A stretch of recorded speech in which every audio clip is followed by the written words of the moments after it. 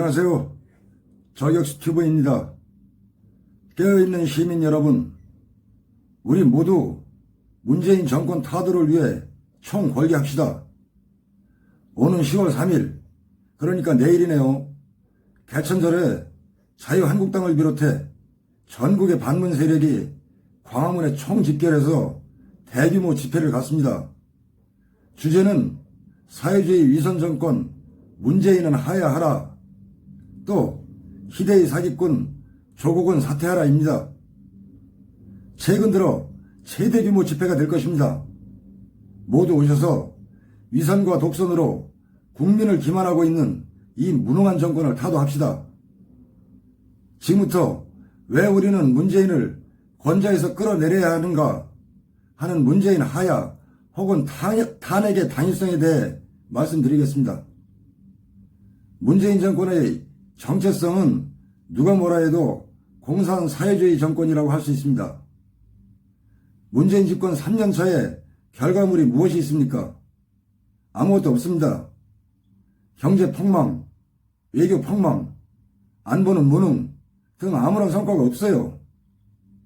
성과가 없는 정도라면 봐줄만 하죠. 근데 성과가 없는 정도가 아니고 나라가 망하고 있습니다. 나라 경제가 성장은커녕 마이너스로 돌아섰습니다. 아주 이젠 디플레이션 현상까지 나타나고 있어요. 통계청 자료 수집 이래 역사상 처음 일어나는 현상이랍니다. 이게 뭡니까? 진보 좌익 사상을 가진 자들이 정권을 잡으면 안 되는 필연적인 이유가 있습니다. 그들의 사상 자체가 한 국가를 부국강병으로 이끌 수 없는 체계로 되어 있기 때문에 모든 나라, 모든 역사가 똑같이 망국이라는 결말로 이어졌던 것입니다. 자, 문재인 정권만 해도 그렇지 않습니까?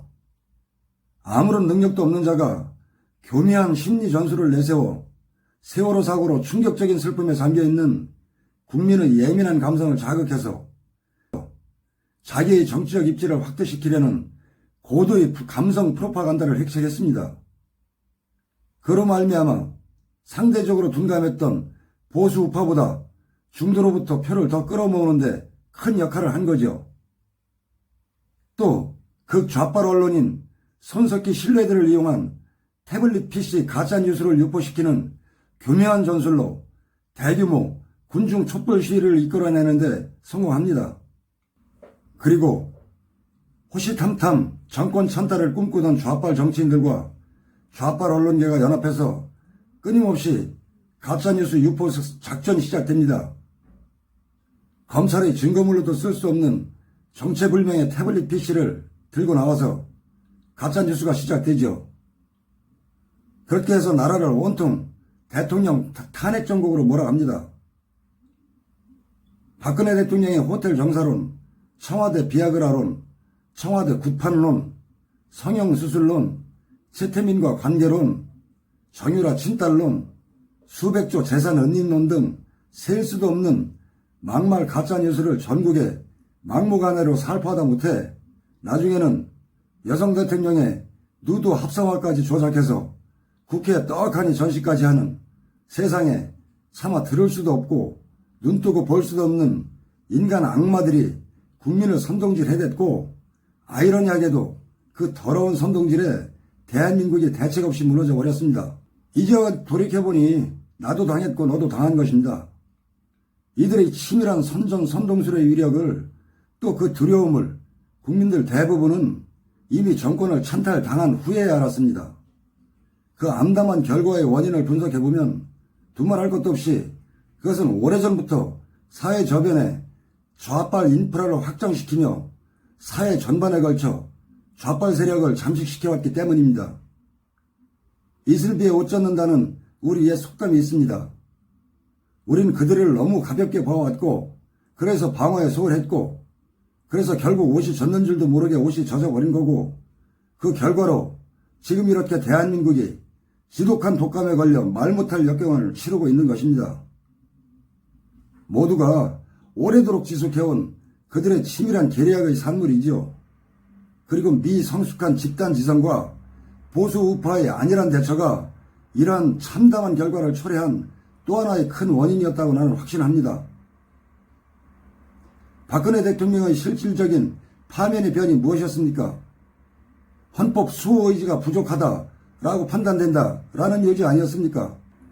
그 판단의 근거라는 게 최순실과의 관계, 또 K스포츠와 미르재단을 설립하는데 대기업의 자금 지원을 요청했다.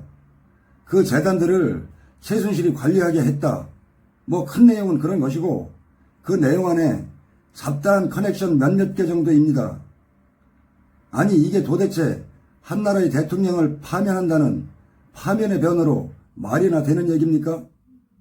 이런 걸로 한 국가의 대통령이 파면될 수 있다는 말입니까? 박근혜 대통령이 이런 문제들로 부정축제를 했습니까? 아님 최순실을 부자로 만들어줬습니까? 아니면 국가 전복을 시도했습니까? 파면의 변이 뭔 개소리인지 이해를 할 수 없어요. 지금 구치소 안에 있는 박근혜 대통령 한번 보십시오. 도대체 저 연약한 할머니가 무슨 사악한 생각을 가지고 무슨 사악한 짓을 했다고 한 국가의 대통령이 30년 징역형을 받고 저런 수인의 삶을 살아야 한단 말입니까? 물론 문제가 된 일련의 사건들이 자랑할 문제는 아닙니다. 이렇게 일이 일파만파 커진 데는 우리 국민 모두가 거짓 선전 선동 전술에 함몰되었었고 그 분위기에 휩싸여 모든 재판이 인민재판이 되어버렸다라고 이해할 수밖에 없습니다. 그 프로파간다의 정점에 문재인이 있었고 좌빨 미디어가 있었습니다. 문재인 집단의 이력은 세상이 다 알다시피 대부분이 사회주의 주사파들과 공산주의 산업행 출신들로 구성되어 있습니다. 이번 조국 청문회 때 조국의 증언 모두 다 기억하실 겁니다. 나는 자유주의자이면서 사회주의자입니다. 라고 결계찬 발언하던 거 말입니다.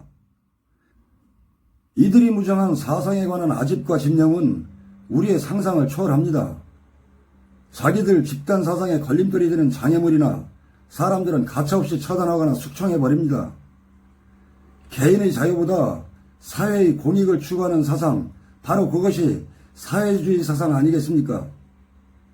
그러니 그들의 정책이 개인의 인권보다는 집단 이기주의를 쫓는 정책들로 채워지고 있는 것이고 또 대부분의 정책이 프롤레타리아 혁명적 정책들로 점철되는 것입니다. 문제는 그런 사회주의 정책들은 개인의 권리와 위상을 위축시키기 때문에 사회가 경제적으로 성장할 수 없다라고 하는 치명적인 약점을 가지고 있다는 것입니다.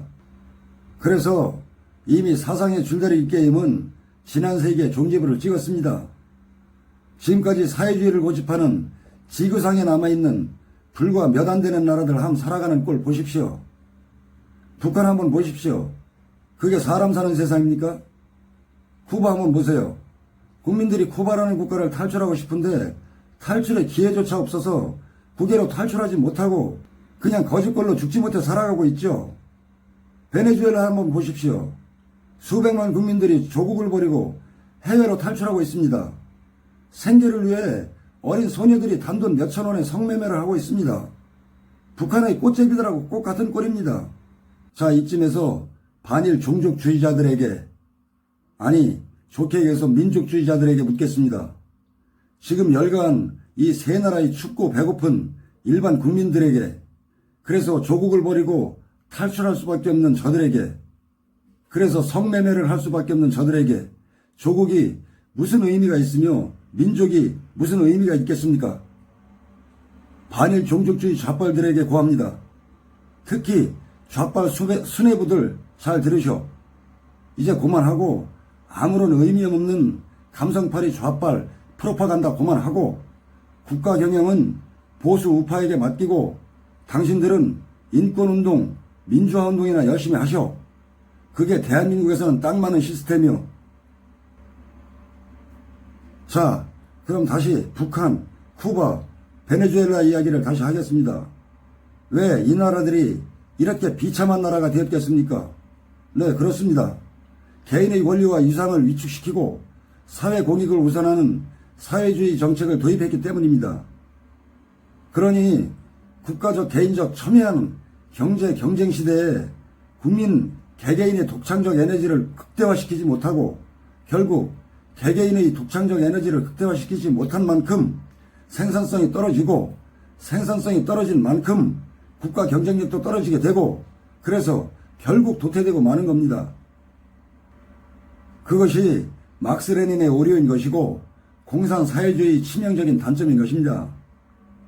한 세기에 걸쳐 검증이 끝난 사상을 가지고 아직도 그 환상적 이론에 함몰되어 못 빠져나온 나름 지식인이란 타이틀 보유자들 보면 과연 이데올로기의 중독성이 얼마나 위험한가 하는 두려움마저 듭니다. 지금의 문재인이 정권이 그렇습니다. 이미 용도 폐기된 공산사회주의 이념에 매몰되어서 아직도 거기에 심취해서 깨어나지 못하고 있습니다. 보십시오. 문재인의 행보를. 문재인의 모든 행보가 자유민주주의 이념과는 너무나 달라도 너무나 다른 행보를 하고 있습니다. 언사가 그렇고 행동이 그렇고 정책이 그렇습니다.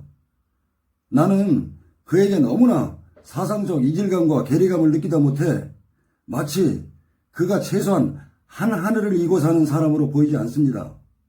아무리 눈여겨봐도 그의 언사, 행동, 정책은 모두가 오로지 한 곳을 향하고 있습니다. 오로지 인간 감상을 향하고 있는 것입니다. 아직도 막스 레닌의 환상에 빠져 자유민주주의 현실을 직시하지 못하고 있습니다. 저렇게 현실과 이상을 구분 못하고 깝치다가 나라 말아먹는 꼴을 우리가 한두 번 봤습니까? 저 위선과 독선, 오만 방자함을 어찌 애국 국민의 눈으로 보고만 있어야 합니까? 이 시국에 조국 법무부 장관을 임명하는 거 한번 보십시오. 대한민국 역사에 기록될 만한 독선과 고집을 부리고 있습니다. 윤석열 검찰총장을 임명할 땐 최고의 적임자라 축해 세우고 부정이 있다면 살아있는 권력에도 칼을 대라고 지시해놓고 자기가 지시해놓고 지금 와서 또 개소리 합니다. 뭐 인권 운운하면서 개소리를 합니다. 이 병신이 아직도 현실과 이상을 구분하지 못하고 있다니까요. 우리나라 역대 어느 정부 대통령도 검찰 수사에 영향을 줄 수 있는 이런 수준 이하의 언행을 보인 대통령이 없습니다. 김영삼 정부에서도 대통령 아들 김현철이 구속될 때도 이런 일이 없었고 김대중 대통령 아들 삼형제 다 구속될 때도 이러지 않았고 노무현 대통령 형 노건평 씨 구속될 때도 이러지 않았고 이명박 대통령 형 이상득 씨 구속될 때도 이러지 않았어요. 아니 그럼 그 시대 검찰은 민주검찰이었고 지금 지가 만들어 놓은 검찰은 민주검찰이 아닌 정치검찰이라는 겁니까? 아니 이런 궤변이 어디에 있느냐고요. 원래 앞에 공자, 사자 들어가는 이데올로기 집단들의 행태가 그렇긴 합니다. 목표를 위해선 애매비도 없어요. 이미 일각에선 조국의 마누라 정경심이 희생물이 될 거라는 얘기가 파다합니다. 저놈들 그러고도 남을 놈들이죠. 저놈들 저러는 거 한두 번 있는 일이 아니죠. 이데올로기 헤게모니 경쟁이 치열했던 1950, 60년대 기억해 보세요. 공산주의에 저항하는 사람들은 그게 누가 되었든 가리지 않고 숙청하지 않았습니까? 부모가 되었든 형제가 되었든 자식이 되었든 이웃이 되었든 가리지 않고 다 죽였습니다. 지금 똑같은 상황입니다. 그들의 사상의 본질이 인간삼 현실보다는 감성에 치우치다 보니 그런 오류를 범하게 되는 것입니다. 문재인이 평생 하는 짓이 다 이래요. 똥오줌을 못 가립니다. 모든 게 오로지 감성입니다. 문재인의 입장을 남녀관계에 비교해보면 평생 연애 카르텔에 사로잡혀 있는 것입니다. 아니 결혼하고 허니문이 지나고 중년의 시기가 오면 그 시기에 맞게 부부간에도 변화가 오는 거지요. 근데 문재인은 이걸 부정하는 겁니다. 왜 연애 때처럼 안 해주냐 이겁니다. 한마디로 연애는 이상이고 결혼은 현실이라는 걸 되져도 인정 안 해요. 맨날 그러다가 덫에 걸려가지고 여기서 저 터지고 저기서 저 터지고 세계적 병신이 되고 있어도 그래도 모르고 있습니다. 그래도 지조는 대단해요. 남편한테 그렇게 얻어맞고 그러고도 서방하고 이혼은 못하겠답니다. 연방제 통일을 위해서 어쩔 수 없다나 뭐라나 하면서 말입니다. 아주 웃겨 죽겠습니다. 이런 문재인의 모든 행보가 스스로를 부정하는 행위임을 알면서도 고집을 부리고 있습니다. 결론은 그겁니다. 무슨 일이 일어나더라도 대한민국이라는 국가의 근본을 바꿔놓겠다 이겁니다. 그것이 이미 대한민국에 존재했었던 좌빨 선배들의 뜻이요, 이 시대 좌빨들의 뜻이라고 판단하는 겁니다. 그리고 자기가 존재하는 이유요, 이 시대의 소명이라고 생각하는 겁니다. 이런 불순분자를 대한민국에 그냥 살게 놔둬도 되는 겁니까? 우리 시대의 문제는 우리가 해결해야 되는 것이죠. 아니면 우리는 역사의 죄인으로 남게 됩니다. 자, 지금까지 말씀드린 점이 우리가 문재인 정권을 끌어내려야만 하는 당위성이었습니다. 하여튼 하루빨리 이 무능한 사회주의 좌빨 정부를 타도하지 않으면 대한민국이 회복하기 어려운 지경에 나락으로 떨어질 것입니다. 그러니 나라를 사랑하는 애국 국민 여러분이라면 10월 3일 내일입니다. 개천절 광화문 집회에 꼭 참석하셔서 망국으로 가는 이 나라를 구하는 데 큰 힘을 보태십시오. 오직 구국의 일념으로 참여하시고 또 싸웁시다. 자, 그럼 오늘은 여기까지 하고 10월 3일 내일 광화문에서 봅시다. 안녕히 계십시오.